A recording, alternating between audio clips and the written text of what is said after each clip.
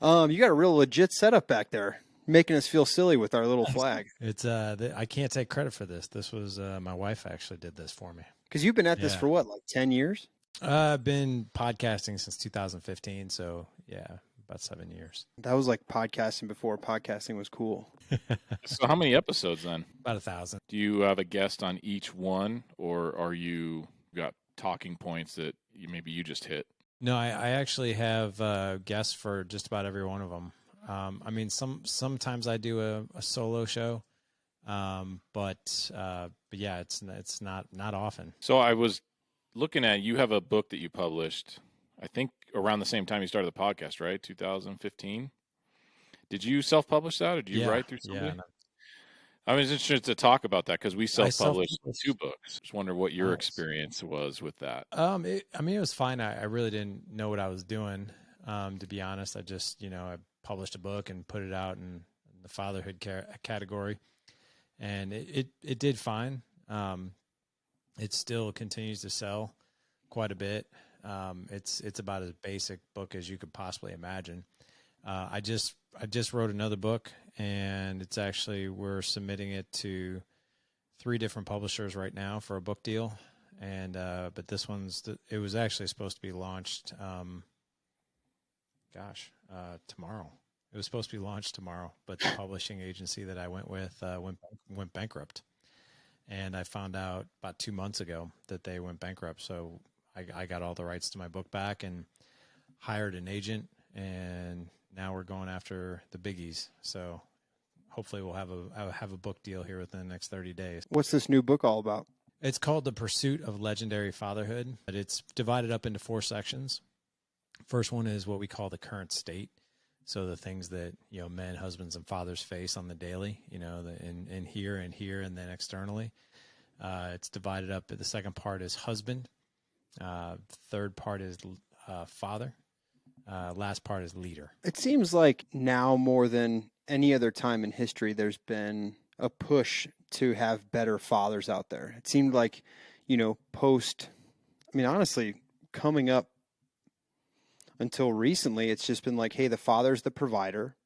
The mother will take care of the home and the nurturing and almost like leading the house. But as long as the dad is there to make the money, everything's good. You're a good dad as long as you provide a roof and 3 squares, 1 vacation a year. Like that was your duty as a father. But now it seems like there is this, I don't know if push is the right word, but there's more expected of being a father now than ever. So I think I don't know if there's necessarily a push, but I think there's a huge desire for men to step up. And I think a lot of it has to do with the fact that there's a couple things going on, I think. Number one, if you really look at how connected everyone is now, right? I mean, social media and just, we have a window to the world at our fingertips at all times. So we no longer have to live between our own ears and our own heart, and we only see the world, on the local level. We can see everything. And so I think what we see now is opportunities for men to really step up and embrace this desire. Because I don't think it's a push. I think it's a desire from a lot of dads. And I don't know if that necessarily comes from a negative experience of them growing up. There's a lot of guys out there that had a very positive experience, and all they want to do is continue that legacy with their own kids. And then there's a lot of guys out there that had the opposite. They had a really poor experience. And there's a massive desire because they know firsthand how bad it feels to have to have it the other way around. And what I can tell you is that we just don't know what good looks like. So I think what we're seeing right now is this generation of fathers that, man, they really have it in them to want to step up and step in and to do a really good job at fatherhood and being a husband, but they don't know what good looks like. And they're really searching for it. And the last thing I'll say is this is not to insult or downplay the previous generation fathers. So like my dad and his dad's, my dad's dad and all that, they did the best they could, I think, with what they had. Their role was really identified as you're the provider, you're the breadwinner, and that's kind of where your role can stop if you really wanted to. But I think we're seeing a huge step up in men right now who are like, nope, I want more. Where do you think that push is coming from? I think a lot of it has to do with, like I said, the desire. What I see more than anything is men who desperately want to have a fantastic marriage, but they don't know what it looks like. And maybe their parents, a lot of the feedback that I hear is my parents had an okay relationship, or they're divorced, or whatever else, or I never really saw my parents affectionate with each other. And they don't want that. They want to have a good marriage. And same thing with kids. Like, man, my dad wasn't really there as much as I would have loved for him to be. So we're seeing a lot of guys be like, well, that's going to change on my watch. And you have 4 kids, right? Last time I checked, yeah, 4 boys. Did this desire to, for some it's to break the cycle, for some it's to continue what their dads gave them. Did it start with your first kid? Did it start before you had kids? Like, when did this drive to be kind of that best version come from? I would say mine started when I was a kid, without a doubt. My story is rather, I guess, unique. Like, when I tell it, usually people are like, holy crap, like, I've never heard a story quite like that. I'm happy to share some details with you guys if you want. Yeah. But yeah, I mean, so my mom and biological father were married in 1971, and they got married really young. Like, they were kids. They were like 20, 21 years old. They had me 4 years later in 75, and they got divorced very quickly after that. And my dad was not a part of my life. I have no recollection of my dad whatsoever. In fact, when I was 4, I really thought that moms just go out and find dads. Like, I remember being in preschool, and I remember dads coming to pick up friends of mine, and I knew what a dad was, but had no clue how they came about. Like, my thought process was moms find them eventually, and then they just move in with us. And dude, I'll never forget being 4 years old. My mom told me one day, she's like, hey, I'm having a friend of mine over for dinner tonight. It's somebody that I think very highly of. In other words, she had been dating him from work. She's like, and I'd really like you to meet him. And I was like, wow. I was like, I've never met another man, right? And no other man has ever been in my house. And I'll never forget this guy walking in my house, man, 4 years old. And this guy walks in. He was a white-collar data software engineer, so he was wearing a suit. Came walking in my house, had a trench coat on, a 3-piece suit, a double Windsor tie, briefcase, handlebar mustache, feathered hair. He shakes my hand, and I literally thought my mom found my dad. And I shook this guy's hand, and the very first question I asked this guy is, are you my dad? Are you going to be my dad? And I'll never forget the reaction, or what at least would have felt like when he was like, whoa, like. And my mom just kind of like laughed. It was kind of like that Jerry Maguire moment, I think, like when, the main character or the supporting actress's son hugs Tom Cruise for the first time. And, but they did get married. I think my mom kind of took that as a sign. They got married very quickly after that.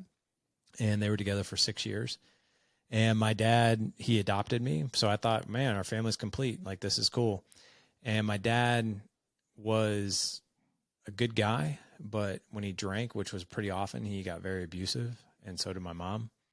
And every year that they were married, it just got worse and worse and worse. Physical abuse, mental abuse, verbal abuse. And that was my experience. And I mean, at first anyway. And then I realized after he left, they got divorced when I was 10. I've never seen him since. I really realized, I was like, wait a second. This guy came around when I was 4, and I know about the birds and the bees now. So where the hell did I come from? And I started asking my mom questions, and she was like, yeah, I was married before. You have another dad out there. I was like, well, where is he? She's like, I don't know. And 12 years old, a couple of years roll around, my mom's dating and stuff like that. I just, without going into a ton of detail, I got to meet my biological father when I was 12, and he only lived 3 miles from us. And man, I was so excited.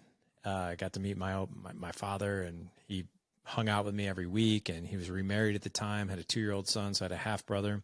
He had another one on the way, and he came to my Little League games, and I was just like, man, this is so cool as my dad. And then about 5 months into our relationship, things began to change. And now that I'm an adult, The best way I can describe it is I just felt a lot of stress on him, a lot of tension on him.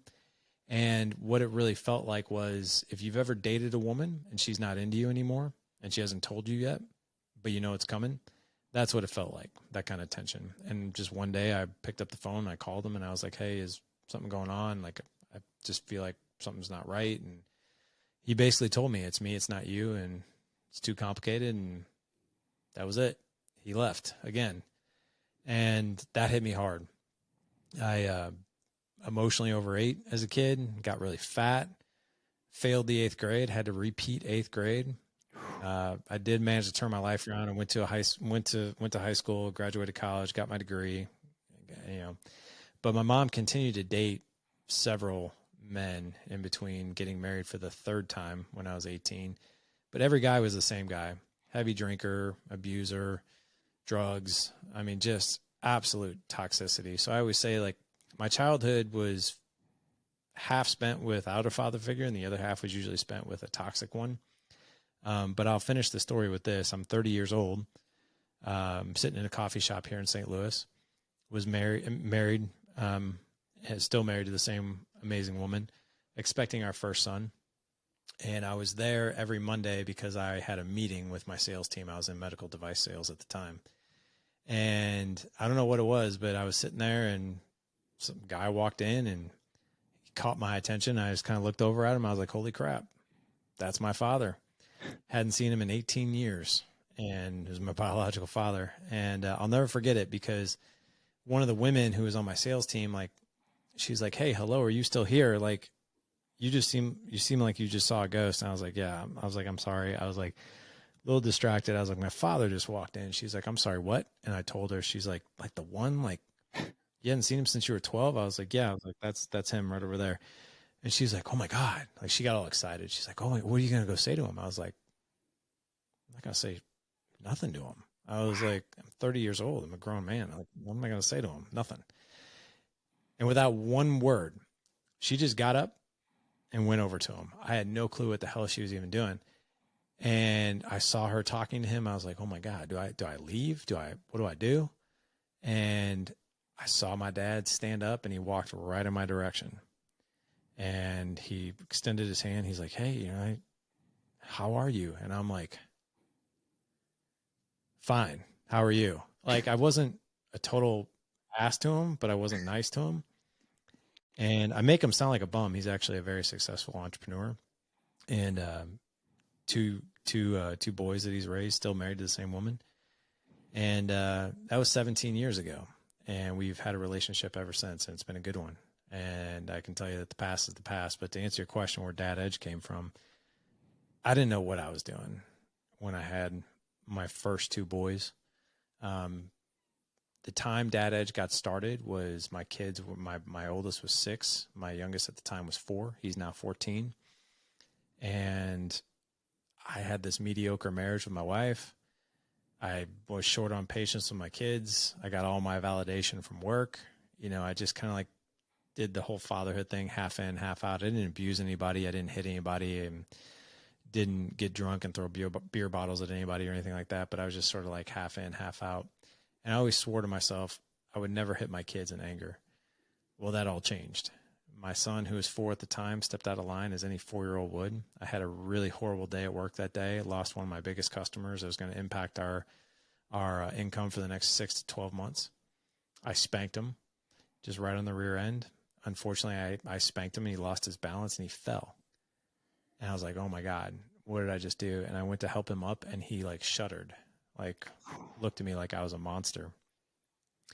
And here's the funny thing. You guys asked about the book, The Pursuit of Legendary Fatherhood.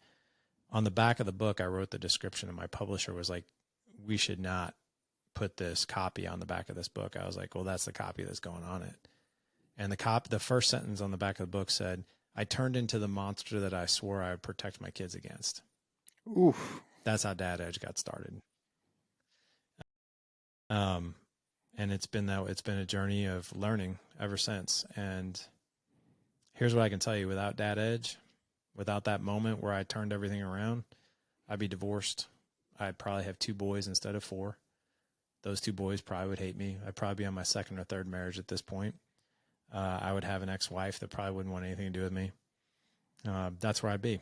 That's an incredible story. What would you say to those people who are so concerned about turning into their fathers, or they see it as this like this path that I know I'm going to go down, that hey, my dad had a bad dad, his dad had a bad dad, like this is just who I am. It's in my bones to be a drunk. It's in my bones to have many wives throughout my life. I mean, obviously you turned that around, but it took that painful moment. Is that a requirement to kind of change your ways, or do you think that there's a kind of headed off at the pass? It doesn't matter where you come from or what is up against you. You can be an amazing father. And what I'll tell you is the number one thing. And you actually, the way you phrased the question, you illustrated it beautifully. What we focus on grows. What we focus on expands. So if we focus on, I can't be, I can't do this, I can't do that, I can't be the dad that, I can't be the drunk, I can't be this, I can't be that. Well, guess what? That's exactly what you're going to be, because what we focus on expands and grows. If you don't believe me, no matter what you do, don't think of a pink, hairy elephant in your front yard wearing a white hat. Right? Exactly, you can't help but think about that. It's almost like it's exactly what you think about. The other thing too is that I want you, for guys who are like, I can't be the abusive father that I grew up with. I can't be the drunk father that I grew up with. That's like trying to drive to Cancun and looking in your rearview mirror saying, I can't drive north. No matter what I do, I can't drive north. You're not going to get to Cancun like that, and you're not going to get there safely, and you're not going to get there with any type of sound mind. So what we focus on grows. So like, for instance, if you want to be an amazing father and husband, then go out and learn the skills to go create that future for yourself. Go become the person that you want to be. Don't run from what you think you shouldn't, because what you are going to focus on will absolutely expand and grow. So going back to what the story you talked about, meeting your dad again, now you've had this relationship that is growing. Sounds like that's exactly what maybe you, him, both of you started to do, is look forward. But I'm curious of what did change. I mean, there had to have been some conversation you had with him of, how can we have this relationship now? Like, how can we move forward? What's changed? Why not? Obviously, 18 years ago, Dad. Why did it have to take till now? So my dad and I had a relationship. So I'd say 3 to 6 months. First 3 to 6 months of our relationship, and we avoided the topic at pretty much at all costs. And then I took him out to dinner one night, and I basically said, and he knew I was coming. He even kind of like smiled, and he's like, "So what are we talking about?"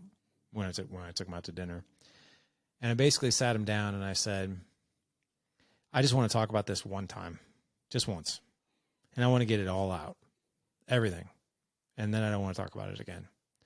I was like, and I think I even used these words: "Can you please tell me what the hell happened? Can you please tell me why you left when I was little, and then you left again when I was 12?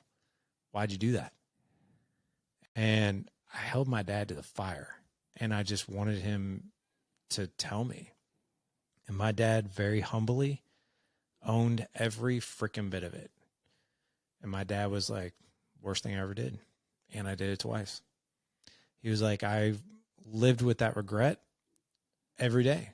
I thought about it every day." He was like, "But I was a kid when I had you, and I thought I was doing the right thing." He's like, "Every time I went to go pick you up," and you don't remember this because you were so little, you were a baby. Every time I went to go pick you up, you just scream and cry. You didn't want me. You wanted your mom. He's like, and when you're a kid raising a kid, like you think to yourself, God bless, am I doing more harm than good by taking this kid? And then when your mom wanted to get remarried when you were 4, she really pushed for me to sign over parental rights. And to be honest, it was the hardest thing. He's like, I crumbled, like I cried like a freaking baby. He's like, but I thought I was giving you a better life. I really, really did. Because I thought, this guy's stable. He's a white collar worker. It's going to be a better life for you. You don't want anything to do with me.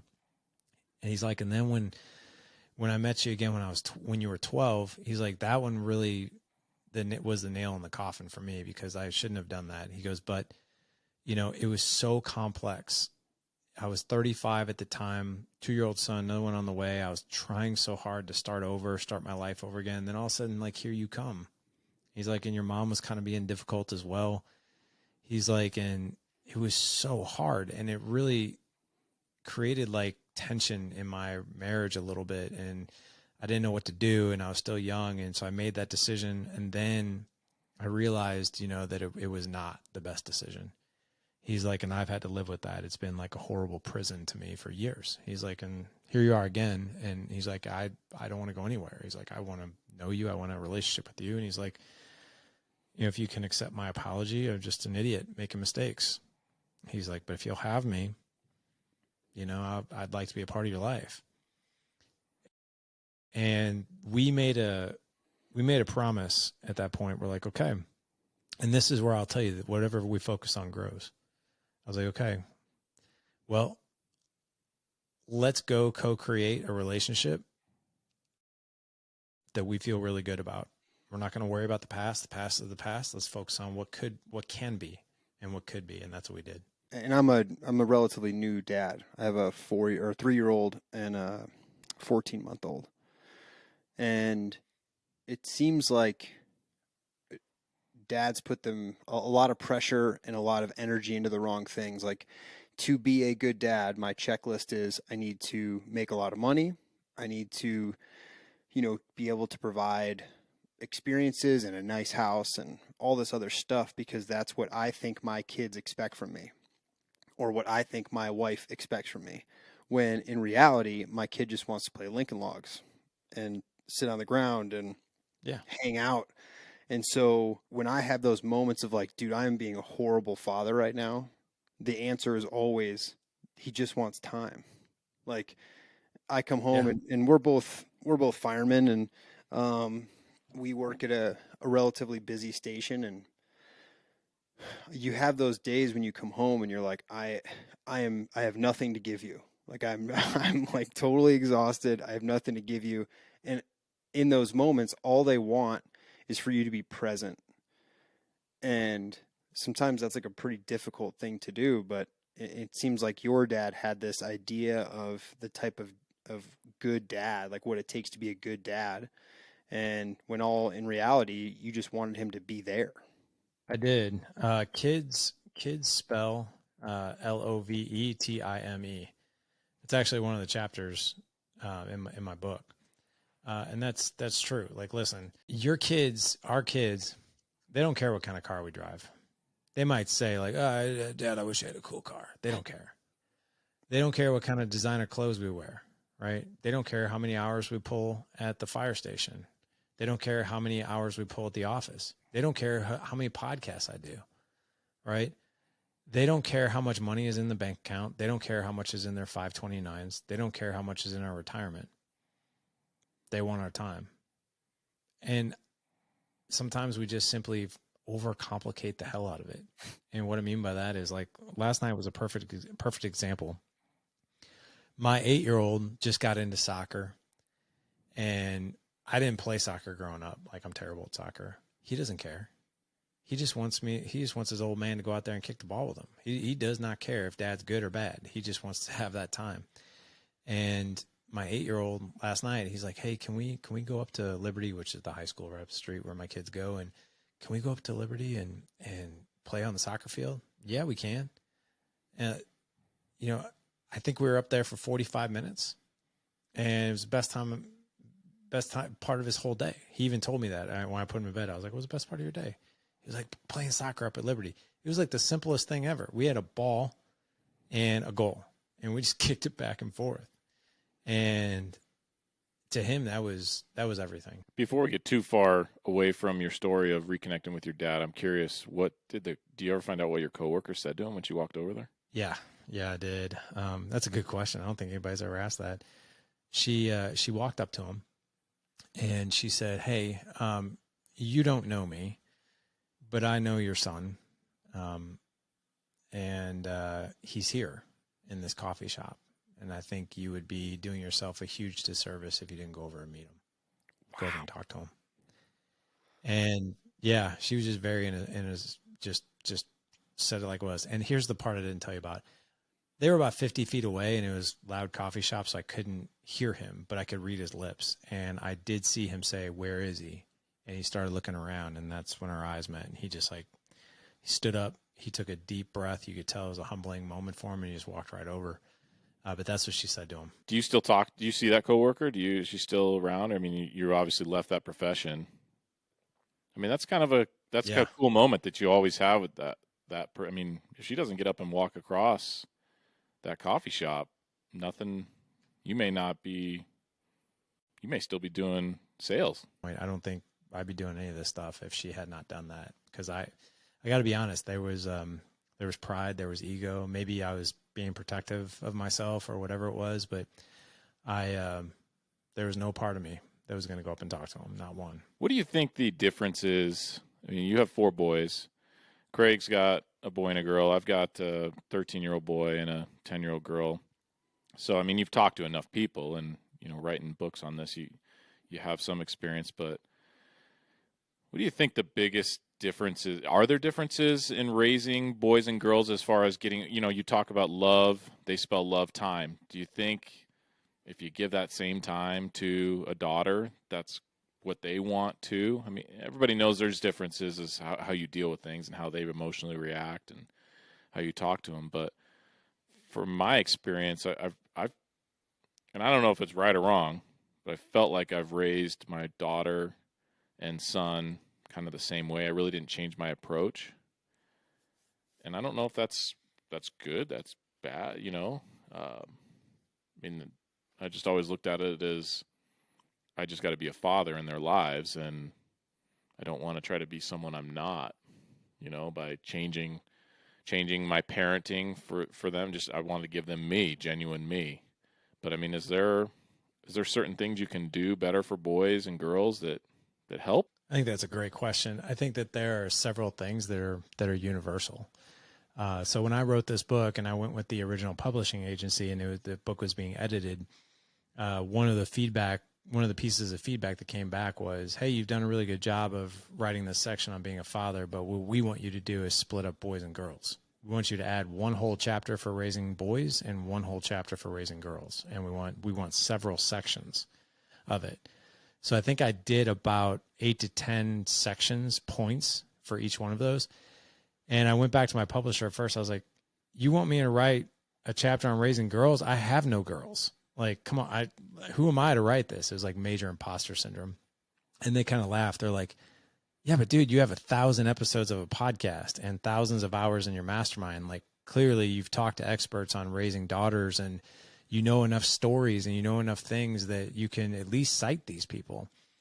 And I really went back and I was like, you know what, I do. I really, really do. I've got firsthand experience with raising boys. And I went back and really did some due diligence and research on some of the things that were most meaningful. And what I'll tell you is, so with boys, I think there are some elements that are the same, but raising boys is, boys are going to learn how to love a woman by how you love their mom, right? Here's the other thing too. They're going to understand how they're going to be treated by how their mom treats you. And they get a front row seat to, that relationship and all the good and all maybe the not so good. But the one thing I'll tell you is that being a boy, what I always tell men, what I tell my boys is, and this is to quote, American Sniper, one of my most favorite movies, is, there are 3 types of people in the world. There's the sheepdog, there's the wolf, and there's the sheep.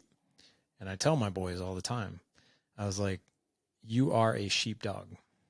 You're not a wolf. You're not someone who preys upon the innocent sheep. You're not a bully. You're there to protect yourself and people that you love. That's what a sheepdog does. Same thing. I use another quote with my boys a lot, and that is, be a lion among the sheep or be a stallion among the donkeys, because the world's full of donkeys. And I'm not saying, and the message that I send to my boys is, you're not better than. You are not here and they're here, but the way you operate is here. And I'll give you a great example of that.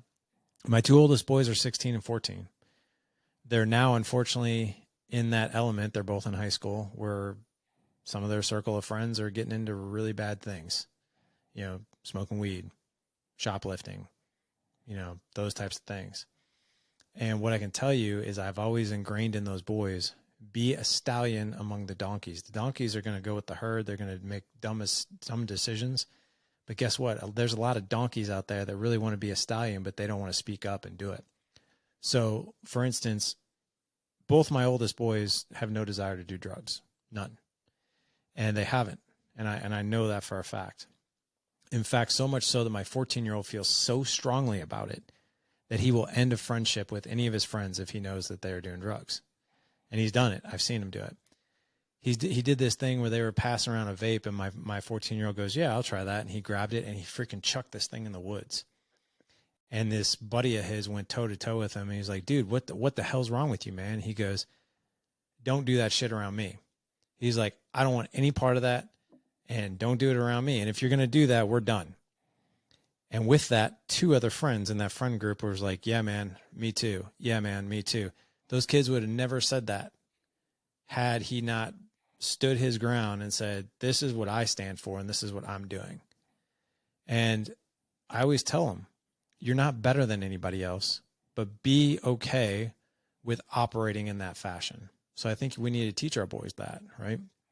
Leadership, that's a huge one. The other thing too is I am a huge proponent of chivalry, right? And respect. And I would say like the old school stuff. So like, for instance, I tell my boys all the time, when you shake someone's hand, you stand up, you look them in the eye. "Nice to meet you." Things like that. Treating, they're dating right now too. I'm like, you treat their father and mother with respect. You're taking out their daughter. So shake their hand. "Thank you for having me over. Thank you for letting me take your daughter out tonight. What time would you like her home?" Things like that go a really, really long way. Respect and manners and all these things, right? That's boys. I mean, that's just super high level. We could really get in the weeds.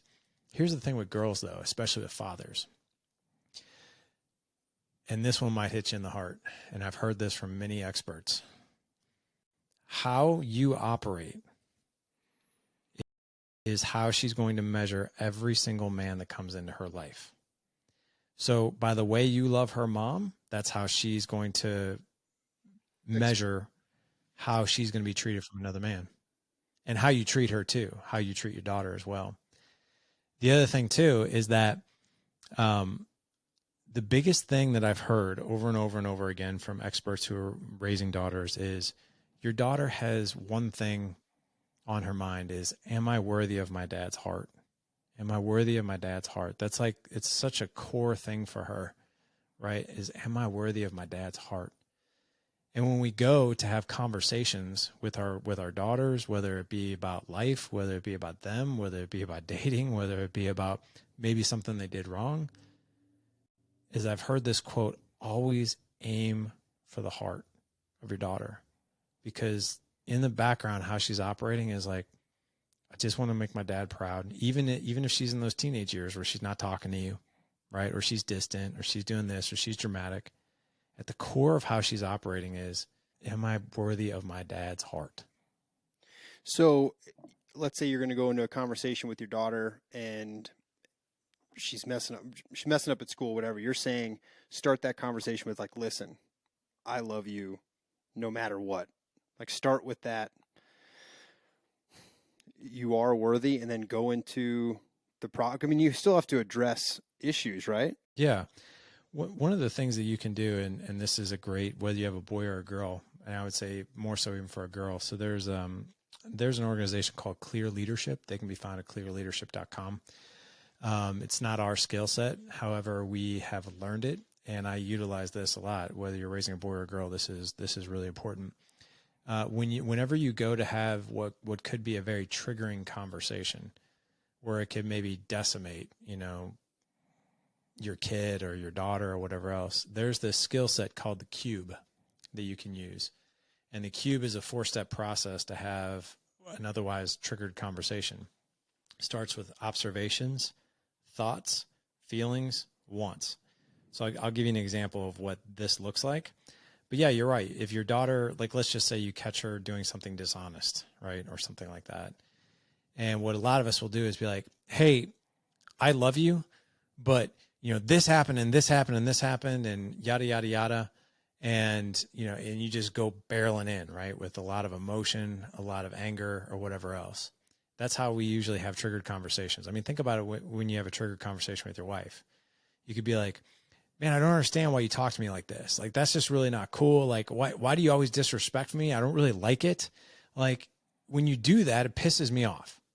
That's how we as human beings have conversations that are otherwise triggered. And it could really fall flat, especially if you're talking to your daughter.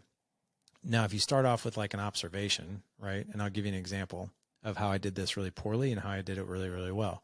My 14-year-old, he's one of those kids that is kind of messy, and he leaves his trash and his dishes and popcorn bags and everything else. It just drives me crazy.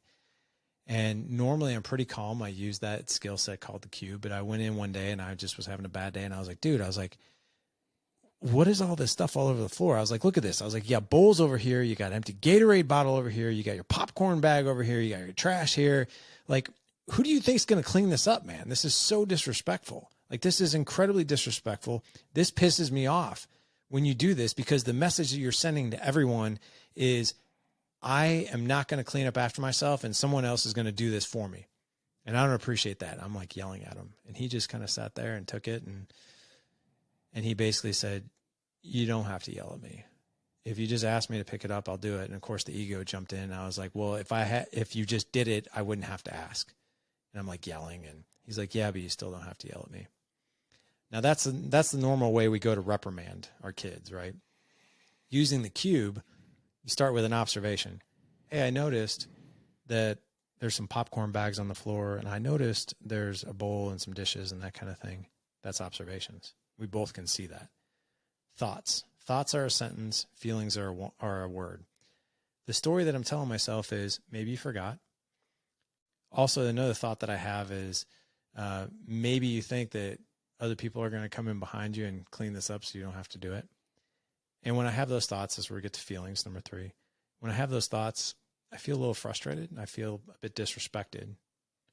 And then when you get to the wants, because what I truly want is for all of us to pick up after ourselves so we can have a cleaner environment and everyone takes full ownership of their own mess. Now you can see the difference between how we go barreling in, and it could be a daughter with a lot of energy, and where they could be like, oh my God, like dad's freaking out on me. He doesn't like me, or he doesn't love me, or whatever. But when we use something like the cube, like that 4-step process, that conversation becomes way less triggered and way more calm. Is that how you enter in conversations with your wife then as well? Yeah. I would imagine that you would have to, and maybe it's just experience or practice doing that, but in the moment when you are feeling those emotions of like rage, do you say, hey, I need a minute, I'm going to go chill out? Because I know that also can be an issue when they want to talk and I'm not ready and I go away for a little while. That's not what they want either. They want to hammer this out right now.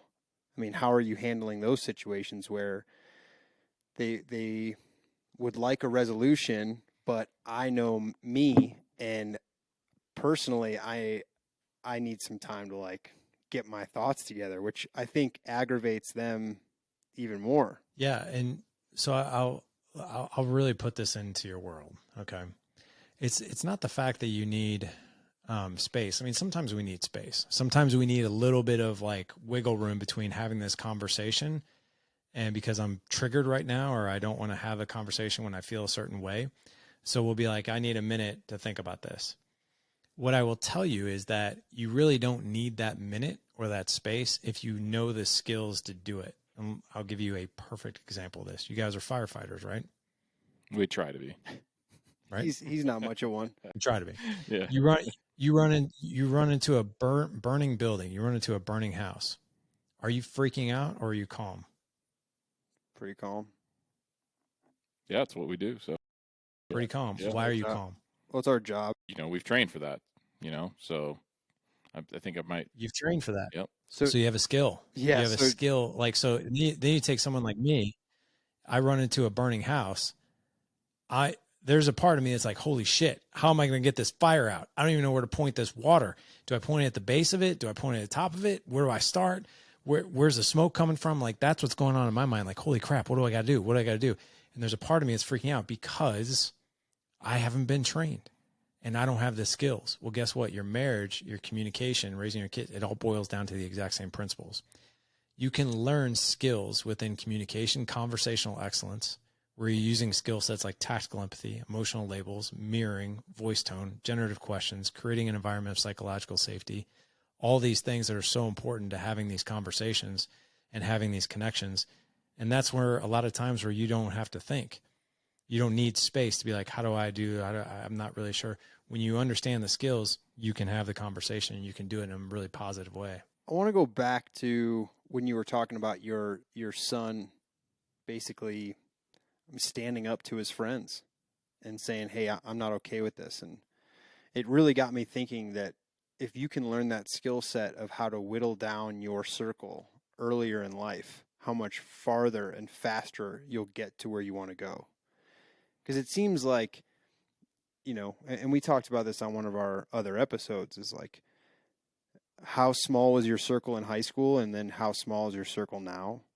And valuing positive relationships and just and saying that it's completely okay to break up with your friends when they start to go down a wrong path. I mean, yeah, in high school it's they're going to start drinking and you mentioned shoplifting, but when you get older, well, those guys are going to spend their money poorly and they're going to cheat on their wives and it's like if you can see, hey, this person who I might have hung out with every single day growing up, and I know their family, and we've been on vacations, and man, they're starting to mess up. And you can lend them a hand and say, hey, man, I'm gonna go this way. I'm gonna start doing these things. If you want to join me, that's great. And if not, dude, like this friendship's over. I mean, that is a skill in itself that if you can master that young, man, you have like a cheat code. Yeah, not many 14-year-olds are going to do what you described, your son doing, so I agree. I mean, I would think that that would be one, it would be a very proud moment for any dad, especially for you to hear that. But two, it's like, how do we get people, kids, just nearing puberty, right? Or starting, just starting to be adults. How do we get them to stand up like that? Because that's a quality that will take anybody far. Yeah. So, and I would say the answer to that question is you got to start before they're teenagers. You got to start having conversations with them, 6, 7, 8 years old about stuff like this. Right. The other thing too is you have to latch on to what it is that has them really excited or something that they're really passionate about, and being very open about how whatever it is that they're passionate about, they're excited about, could be decimated if they get into the wrong thing or the wrong friend group. And sometimes I'll be really honest. Sometimes they got to fall flat on their face for them to experience it firsthand, for them to really get it, you know? So we've had, and the final thing I'll say is this too. You have to live it. You, as in us, as dads, we have to live it. The best lessons are caught, not taught. If you're telling your kid that, hey, stay away from alcohol, and you got a beer in your hand, that's not going to land. If you're telling your kids like, hey, don't smoke weed, and maybe your kids know that that's what you're doing, that's going to fall flat. If you're telling them to get off screens, right? Hey, don't stop playing so many video games, get off your phone. And they see you constantly on your phone. That's, do what I say, not what I do. That doesn't work for them. You've got to be willing to live that way and to show them that you're living that way for them to really get it. At a certain point, our kids they're going to do their own things. They're going to live their own lives, make their own mistakes. Sure. What type of things are you doing where you're like, you know what, I tried my best, and like there are going to be some kids who are going to get into the wrong thing, despite all of our efforts to point them in the right direction. At what point do you Do you ever just kind of like let them go and say, "Hey, you're your own man now. You're going to go out and make these mistakes. You know, like I'm always here for you, but I don't know, like is there ever a point when I know our job's not done ever as parents, but I, I see a lot in our job since we run the majority EMS calls, and we'll see these kids, teens, 20s, that are clearly down the wrong path. And it's like, at what point as parents do we kind of just let them go and do that? Do we ever? You understand what I'm saying? I think it's really important for kids to fall flat on their face a lot of times for them to really feel it. I feel like I think one of the problems with society is parents are running after their kids with poor behavior with golden parachutes, waiting to save them.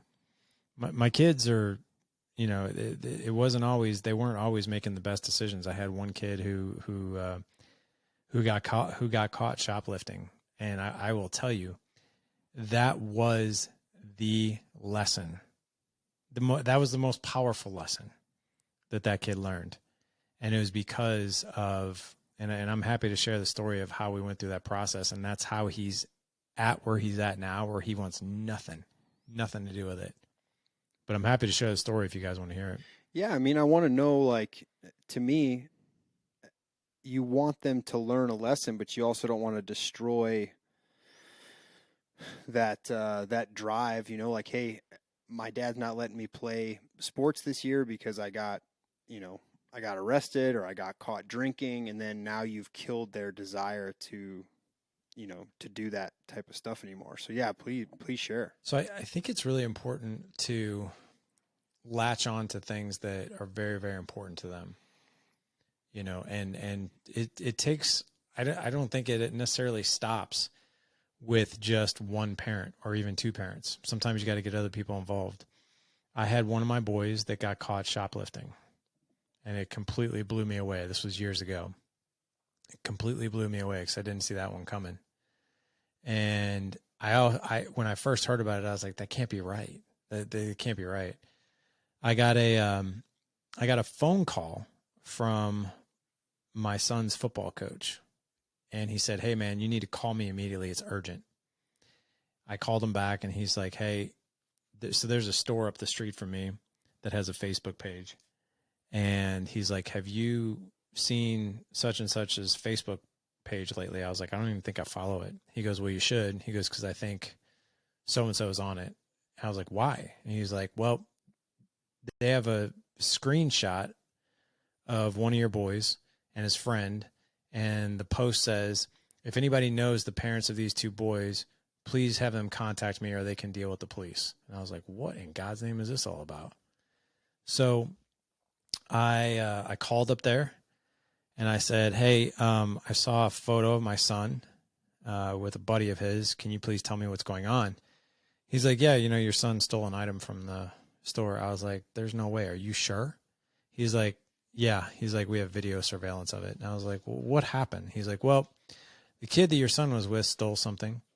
He's like, "And then you see, this kid in your son's ear." And the kid my son was hanging out with, they'd only been hanging out for like a month. So he was a new friend. He's like, you see this, kid in your son's ear for like a good 3 or 4 minutes. He's trying to tempt him to steal. And he's like, and then your son caved and took an item. And I was like, wow. So I grabbed my son and we went up to the store. And I told him, I parked the car and I was pissed. And I said, "I'm just letting you know right now, if this guy wants to press charges, he's going to press charges. You're going to pay whatever is coming your way. I'm not going to protect you, not one bit." So we go in there, see the video surveillance, and I just look at my son, and he just looked absolutely devastated because he knew I was disappointed. And the guy who owned the store was a former cop. And he looked at my son. He goes, "Son, the story I'm telling myself is this is the first time you've ever done this." And he said, "Yes, sir." He goes, "I've been a police officer for 30 years. He goes, I know a good kid when I see one. I know a bad kid when I see one. And son, the boy that you were hanging out with, he's a bad kid. Just a feeling I got. You, I have a feeling you're a good kid. You just got caught up in peer pressure today. He's like, so I'm not going to press charges. I want you to pay for the item that you took. Your dad can deal with whatever consequences is coming your way. So I railed my son. I told him, I was like, yeah, you ain't doing nothing for like 3 months. You're going to basically sit in your room like and stare at the wall. And then whatever I tell you to do work wise, yard work and also you're just going to do it. And I just went into massive punishment mode. And then I really reflected upon all that. And I was like, man, this is so out of character for him. Like, what is going on? What is going on? So I took him out later that day and I took him for a soda, which I usually have tough conversations when we were in the car. And I said, I don't understand this. What's going on? Like, you got everything going for you. You're a great student. You're a phenomenal football player. Like, you've got this circle of friends. Like, you're a popular kid. You're a confident kid. Like, I don't understand this. Like, where is this coming from? And this is another lesson for us as parents. That's the way I view him. It's the way I label him. Like, he doesn't have a care in the world. He's like the freaking man. And my son looked at me and he goes,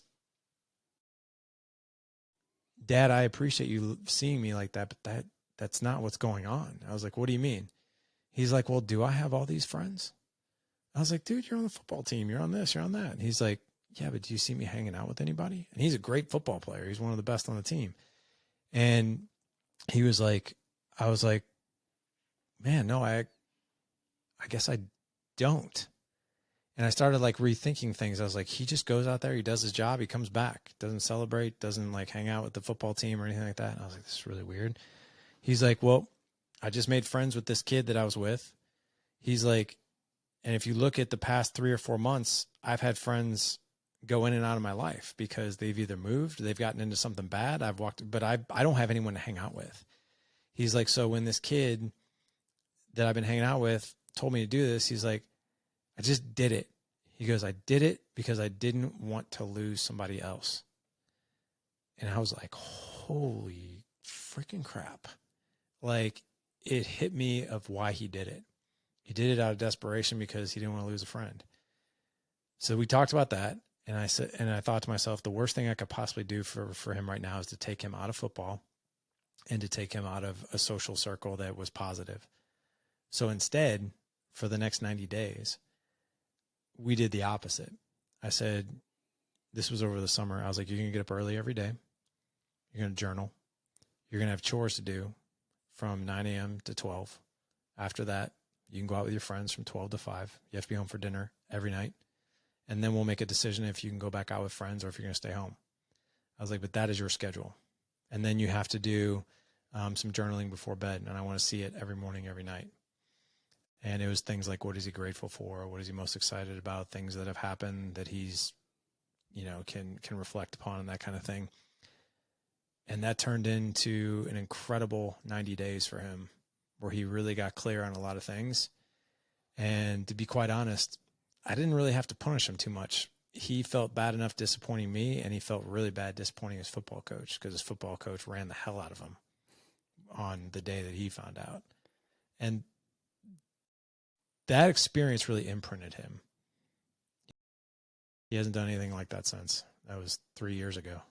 What would you do as a father if he is like, no, I'm going to keep hanging out with this guy? Like he is my only friend.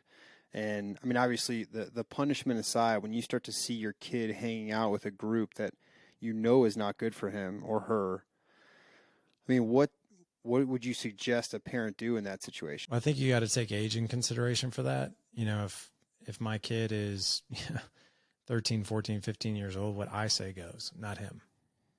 If I say you're not hanging out with this crowd, you're not hanging out with this crowd. You're just not. Just the way it is. Now, if they're a bit older, 16, 17, 18 years old, there's not a whole lot I can say about it. But I will say this, it'd be like if something bad happens to you, that's on you. You're going to have to be the one to pay for that, not me. And I won't go to bat because I'm not on board with how you're operating. So sooner or later, it hurts you as a parent to see that. But at the same time, there are some things that you control and there are some things you just can't control. I really like this journaling thing, even though it was 90 days. Does he still do any of that? No, he doesn't do it right now. But yeah, he did do it for that 90 days. What kind of things were, I mean, I know you mentioned, one of them was, what are you grateful for? But what are some other things that you had him journal about? So every day was 3 things that he was grateful for. The second thing is, what was something he failed at that day? And what did he learn? So a lesson that he learned.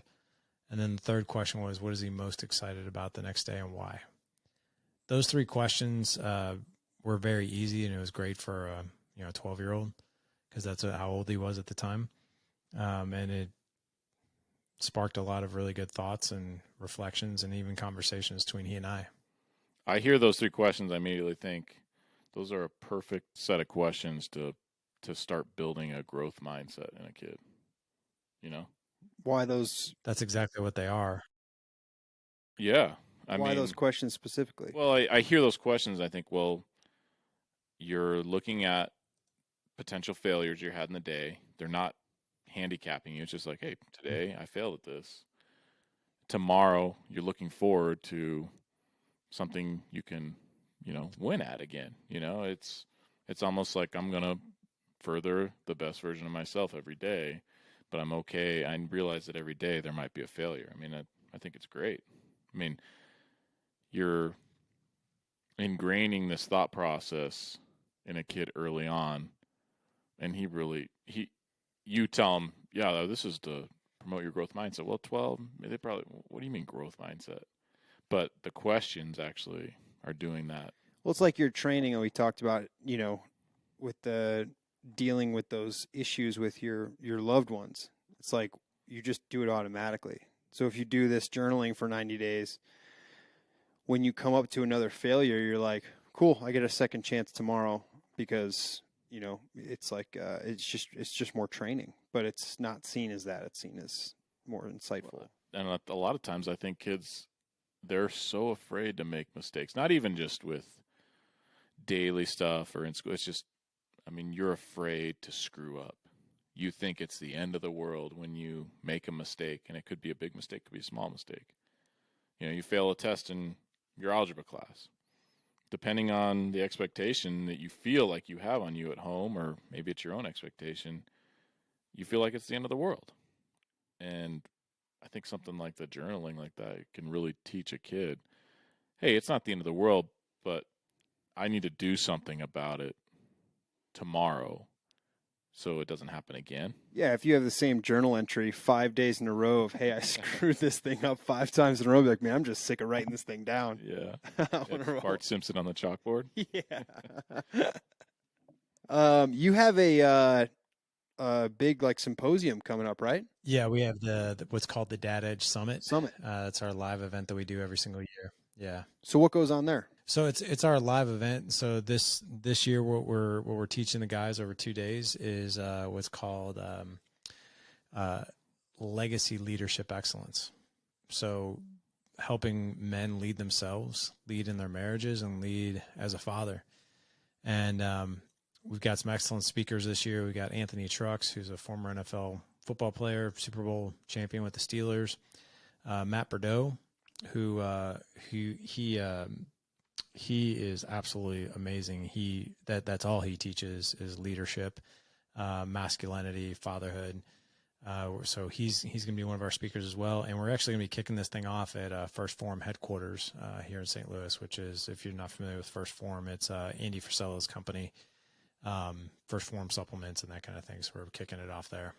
Do you involve fitness in any of your kind of talks with like these summits, these forums, your podcast, anything like that? Do you ever talk about kind of importance of a dad being fit? And I say that only just because I think it's so huge for any dad to be able to just get out and do things with their family, with their kids, and with the obesity rate of America, a lot of dads aren't able to do that. And so kids are, not able to experience that play so to speak. You ever talk about it? Bring in any speakers that talk about that, or how do you feel about how important that is? I think it's foundational. So fitness has been a part of my life ever since I was 17. I don't think I've ever missed more than a few days going by without doing something fitness related, even if it's just going for a run or a walk. But I usually, you'll find me in the gym Monday through Saturday.